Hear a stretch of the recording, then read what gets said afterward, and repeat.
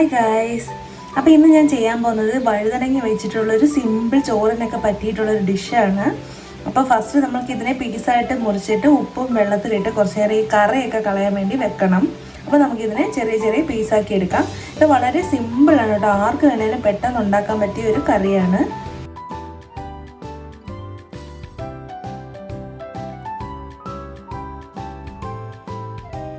അപ്പോൾ നമ്മളിത് ക്യൂബ്സായിട്ട് മുറിച്ചിട്ടുണ്ട്. നമുക്കിതിനകത്തോട്ട് ഇനി കുറച്ച് ഉപ്പ് ഇട്ട് കൊടുത്തിട്ട് വെള്ളം ഒഴിച്ചിട്ട് ഇതിനെ കറ പോകാൻ വെക്കാം. അപ്പോഴത്തേക്ക് നമുക്കിനി കറിയുടെ ബാക്കി കാര്യങ്ങളൊക്കെ ചെയ്യാം. അപ്പോഴത്തേക്ക് ഇതിൻ്റെ കറയൊക്കെ ഒന്ന് പോയിട്ടിരിക്കും, ഇല്ലെങ്കിൽ അത് കുറച്ച് കഴിക്കും. അപ്പോൾ നമുക്ക് ഇനി ബാക്കി പ്രോസസ്സ് തുടങ്ങാം. അപ്പോൾ നമുക്ക് തുടങ്ങാം. കുറച്ച് എണ്ണ ഒഴിച്ചു കൊടുക്കണം. അല്ലാത്തോട്ട് നമ്മൾ പെരുംജീരകമാണ് ഇടുന്നത്. ഒരു 1/2 ടീസ്പൂൺ അളവിന് പെരുംജീരകം.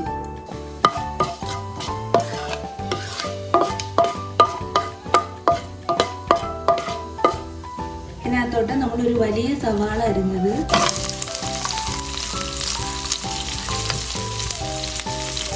ഒരു 4 പച്ചമുളക് നീളത്തിൽ അരിഞ്ഞത് കൂടെ ഇട്ട് കൊടുക്കുകയാണ്.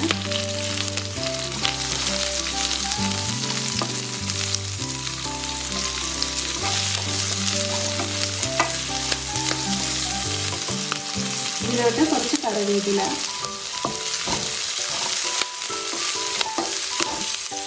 കുറച്ച് ഉപ്പ് ഇട്ട് കൊടുക്കണം.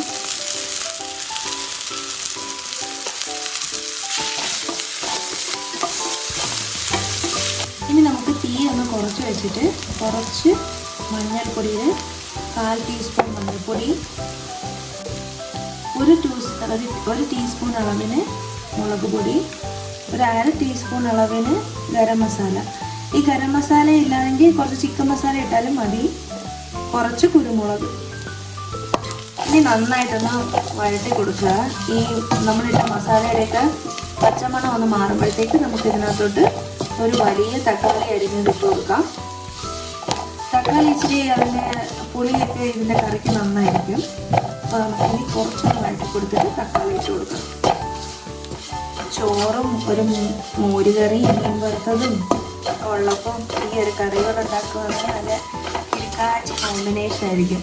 അപ്പോൾ 2 വഴുതനങ്ങയുടെ കാര്യമേ ഉള്ളൂ. വഴുതനങ്ങ കിട്ടുവാണെങ്കിൽ സുഖമായി ഇതുണ്ടാക്കാം.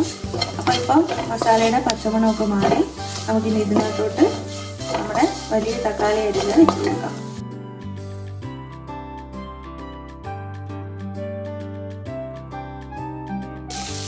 നമുക്കിനി ഈ തക്കാളി വഴണ്ട് വരുന്നതിന് കുറച്ച് നേരം അടച്ച് വെച്ചിട്ട് വെക്കാം. ഇപ്പോൾ തക്കാളിയൊക്കെ ഒന്ന് നന്നായിട്ട് വഴണ്ട് വന്നിട്ടുണ്ട്. നമുക്ക് ഇതിനകത്തോട്ട് കഴുകി വെച്ചിരിക്കുന്ന ബ്രിഞ്ചാൾ ഇട്ട് കൊടുക്കാം.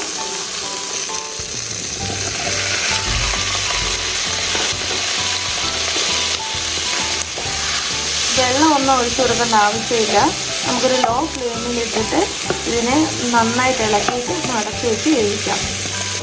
ഇപ്പം നന്നായിട്ട് മിക്സ് ചെയ്ത് വെച്ചിട്ടുണ്ട്. നമുക്കിനി ഇത് ബ്രിഞ്ചാൾ വേവുന്ന വരെ അടച്ച് വെച്ച് വേവിക്കാം.